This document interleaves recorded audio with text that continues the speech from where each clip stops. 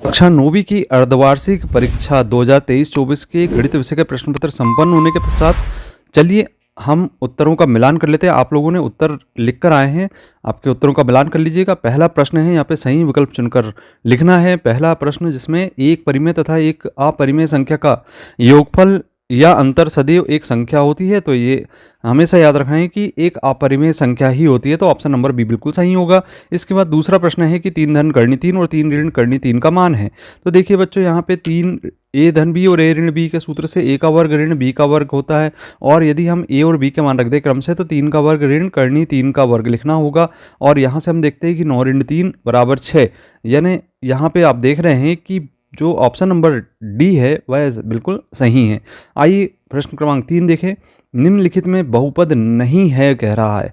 तो हमने आपको बताया था कि जितनी भी करने वाली संख्याएं ऋणात्मक घात अगर प्राप्त होती है तो वो बहुपद नहीं होती है। तो यहाँ पे आप दूसरा ऑप्शन जो देख रहे हैं, इसमें यदि हम इसको सरल करें तो 2y की घात ऋण में आ जाती है, ऋण 1, तो यहाँ पे ऋणात्मक घात प्राप्त होती है। इसका मतलब यह है कि ये बहुपद नहीं है। चलिए चौथा प्रश्न देखें, जिसमें बहुपद x की घात 2 धन 3 x की घात 4 धन x ऋण 4 x की घात 3 धन 7 की घात है। तो यहाँ पे बच्चों अधिकतम घात जैसा कि हमें दिखाई दे रहा है, यहाँ पे हम देख रहे हैं घात 4 के रूप में दिखाई दे रही है, तो ऑप्शन नंबर बी इसका बिल्कुल सही होगा। आइए पांचवा प्रश्न देखें। 3/4 में से 1/4 को घटाने पर प्राप्त संख्या। तो यहाँ पे हम 3/4 में से 1/4 को घटा देते हैं, आधार समान है, और यहाँ हल करते हैं अपन। तो 3 ऋण 1 हर अंश को वैसे ही लिख देते हैं, घटाते हैं, 2/4 प्राप्त होगा, कैंसिल कर देते हैं, तो 1/2 के बराबर हमें प्राप्त हो जाता है। तो ऑप्शन नंबर ए बिल्कुल इसका सही होगा। आइए छठवां प्रश्न देखते हैं, जिसमें समीकरण y बराबर 3x धन 5 का हम जानते हैं कि यदि हम किसी रैखिक समीकरणों को हल करते हैं तो उसके अपरिमित रूप से अनेक हल प्राप्त होते हैं, तो ऑप्शन नंबर सी आपको सही लिखना था।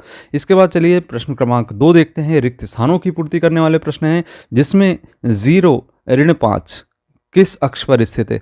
बच्चों हमने आपको इसके पहले ही बताया कि यदि x और y अक्ष खींची जाती है इस प्रकार से, तो हम देखते हैं कि यहाँ पे मूल बिंदु ये 0 होता है, और ये धनात्मक अक्ष होती है जो कि x अक्ष कहलाती है, ये भी y अक्ष धनात्मक और नीचे की ओर ऋणात्मक अक्ष होती है। तो चूंकि बिंदु यहाँ पे 0 ऋण 5 दिया है, तो यहाँ पे ऋण 5 अर्थात यहाँ नीचे की ओर जाता है वो बिंदु दिखता है, तो 0 ऋण 5 इसे हम प्रदर्शित करते हैं। और चूंकि y अक्ष पर स्थित होता दिख रहा है, तो इसका जो आंसर है वह लिखेंगे हम y अक्ष पर स्थित है। दूसरा प्रश्न है, x बराबर a का आलेख खालिस्तान अक्ष के समांतर एक सरल रेखा होती है। बच्चों यहाँ पे यदि हम ग्राफ पेपर में ग्राफ खींच लेते हैं और देखते हैं कि यहाँ से ये x अक्ष हो गई हमारी और ये y अक्ष हो गई, और यदि a दूरी पर x बिंदु पर a दूरी पर स्थित कोई बिंदु है और इसके समानांतर एक रेखा खींचनी है, तो कुछ इस प्रकार से हमें दिखाई देती है। और देखते हैं कि ये x बराबर a दूरी पर जो y अक्ष के समानांतर प्राप्त होती है, तो इसे हम लिखेंगे y अक्ष के समानांतर एक सरल रेखा होगी। तीसरा प्रश्न है, वे रेखाएं जो एक ही रेखा के समांतर होती हैं परस्पर होती हैं। एक ही रेखा के समांतर अगर कोई रेखा होती है तो ये रेखाएं एक दूसरे के समानांतर होती हैं, इसे हम लिखेंगे समानांतर होती हैं। इसके बाद अगला प्रश्न है बच्चों चौथे नंबर का, एक समद्विबाहु त्रिभुज की बराबर भुजाओं के सम्मुख कोण। तो समद्विबाहु त्रिभुज आपने जैसा कि देखा है, यहाँ पे हम बराबर भुजाएं, ये दोनों बराबर भुजाएं ले लेते हैं, और इनके सामने के कोण ये भी आपस में कैसे होते हैं, बराबर, तो इसे लिखेंगे हम बराबर या समान होते हैं। ठीक। नेक्स्ट क्वेश्चन है 5वें नंबर का, एक चतुर्भुज जिसकी सभी भुजाएं समान हो, प्रत्येक कोण 90 अंश के बराबर हो, खालिस्तान कहलाता है। तो हम देखते हैं कि सभी भुजाएं समान हैं, और यहाँ पे प्रत्येक कोण 90 अंश का यदि बनता है यहाँ पे प्रत्येक कोण, तो इस प्रकार से जो चारों भुजाएं बराबर होती है, तो इससे आप समझ गए होंगे कि क्या बन रहा है। तो यहाँ पे आएगा आपका आंसर वर्ग बनता है या वर्ग कहलाता है। छठवा है, दो कोण जिनका योग 180 अंश होता है, हम उसे कहते हैं। तो यहाँ पे बच्चों हमने जैसा कि पूर्व में भी बताया वीडियो में कि समपूरक कोण कहलाता है, जबकि दो कोणों का योगफल 180 अंश के बराबर होता है। आइए प्रश्न क्रमांक 3 देखें, जिसमें निम्नलिखित में से सतह सत्य लिखना है। तो बच्चों पहला प्रश्न है यहाँ पे कि 59 में यदि 8 का भाग दिया जाता है तो शेषफल 5 होगा। तो हम इसको सरल करके देख लेते हैं, बहुत ही सिंपल सा है। यहाँ पे आप भाग दे दीजिए, 8 में 7 बार चला जाएगा, यहाँ पे 56 प्राप्त हो जाता है। अब देखिए 9 में से 6 घटा रहे हैं तो 3 प्राप्त होता है, जबकि यहाँ कह रहा है कि 5 प्राप्त होता है। तो ये कथन बिल्कुल असत्य है। वहाँ अगर 3 रहता तो सत्य होता, ये कथन असत्य हो गया। दूसरा प्रश्न है कि बिंदु 1, 3 समीकरण x धन y का एक हल है बराबर 4 का एक हल है। तो यहाँ पे हम x और y के मान रख दें, 1 धन 3 बराबर हमें 4 प्राप्त हो जाता है। तो बिल्कुल यह कथन सत्य होगा। इसके बाद आइए तीसरा प्रश्न देखें। यदि किसी त्रिभुज में अधिकतम 2 समकोण हो सकते हैं क्या? हम देखते हैं कि किसी भी त्रिभुज में केवल एक ही समकोण होता है, तो यहाँ 2 नहीं होंगे, एक समकोण होना चाहिए। तो ये कथन आपका कैसा होगा? असत्य होगा। चलिए बात करते हैं चौथे प्रश्न की। केंद्र की वृत्त पर किसी बिंदु से मिलाने वाली रेखाखंड वृत्त की परिधि होती है। तो हम इससे पहले तो निर्मित करते हैं कि एक वृत्त कैसा होता है। ये वृत्त हो गया आपका, और केंद्र को यहाँ से केंद्र आप देख रहे हैं वो बिंदु पर, और वृत्त के किसी बिंदु से मिलाने वाली रेखाखंड। तो ये हमने रेखाखंड बना लिए, और ये वृत्त की परिधि तो नहीं होगी, लेकिन ये जरूर त्रिज्या जरूर होगी। तो इसे हम कहते हैं त्रिज्या रेखाखंड को।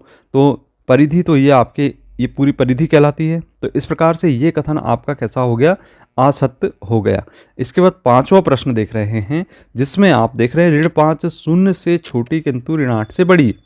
तो बच्चों ये संख्या रेखा की बात जो करते हैं हम, यहाँ पे हम देखते हैं कि ऋण 5 आता है और यहीं पे आपका ऋण 8 आ जाता है। अब देखिए ऋण 5 शून्य से छोटी, तो शून्य से तो छोटी है, और फिर कहेंगे कि ऋण 8 से बड़ी है, तो बिल्कुल ऋण 8 से बड़ी ही दिखाई दे रही है।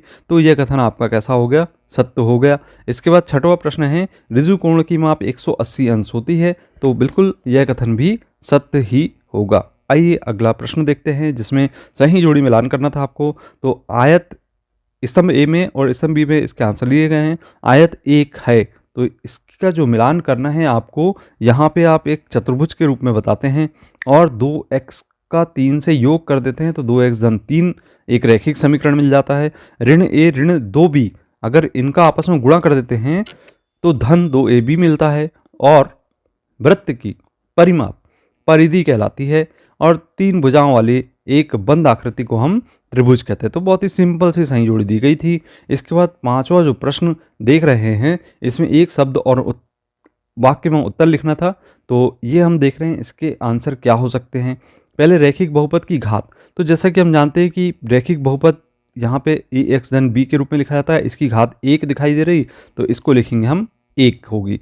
इसके बाद अगला प्रश्न है बच्चों दूसरा, 28 मोतियों को 4-4 के समूह में बांटने पर कितने समूह बनेंगे? यदि हम देखें 28 में यदि 4 का भाग देते हैं तो ये 7 बार चला जाता है, तो जितने बार भाग चला गया उतने समूह बन गए, यानी 7 समूह यहाँ पे बनेंगे। इसके बाद तीसरा प्रश्न है, बिंदु 4 ऋण 3 किस चतुर्थांश में स्थित है? तो पुनः ये एक निर्देशांक ज्यामिति के अंतर्गत यहाँ पे हम एक ग्राफ खींच लेते हैं, x अक्ष y अक्ष, और देखते हैं कि ऋण 4 ऋण 3, तो 4 ऋण 3 धन ऋण आ रहा है, तो धन और ऋण, अर्थात यहाँ पे धन ऋण, इसका मतलब ये हुआ कि ये चतुर्थांश हो गया, तो इसको लिखेंगे हम चतुर्थांश में स्थित होगा। और बिंदु ऋण 5-2 की x अक्ष से दूरी क्या होगी? तो बच्चों इसके लिए आपको हमने बताया था कि x अक्ष से दूरी की बात करते हैं ऋण 5-2 की। तो जैसा कि हम देख रहे हैं यहाँ पे x अक्ष से दूरी की बात हो रही है, तो जो बिंदु y का निर्देशांक होगा वही x अक्ष से दूरी होगी, और इसे हम कहेंगे कि दूरी 2 होगी, जो कि कोटि कहलाती है। परिभाषा के अनुसार हम x अक्ष से दूरी को हम कोटि के नाम से जानते हैं। बच्चों पांचवा प्रश्न है, प्रथम 10 समप्राकृत संख्याओं का योग करना है। तो प्रथम 10 समप्राकृत संख्या, तो 2, 4, 6, 8 से लेकर यहाँ पे हम देखते हैं कि ये 20 तक के जाती है। इनका जो योगफल है वह योगफल आता है 110 के बराबर, तो इसे हम लिखेंगे 110 होगा। इसके बाद छठवां प्रश्न देख रहे हैं, 3 असंरेख बिंदुओं से होकर कितने वृत्त खींचे जा सकते हैं?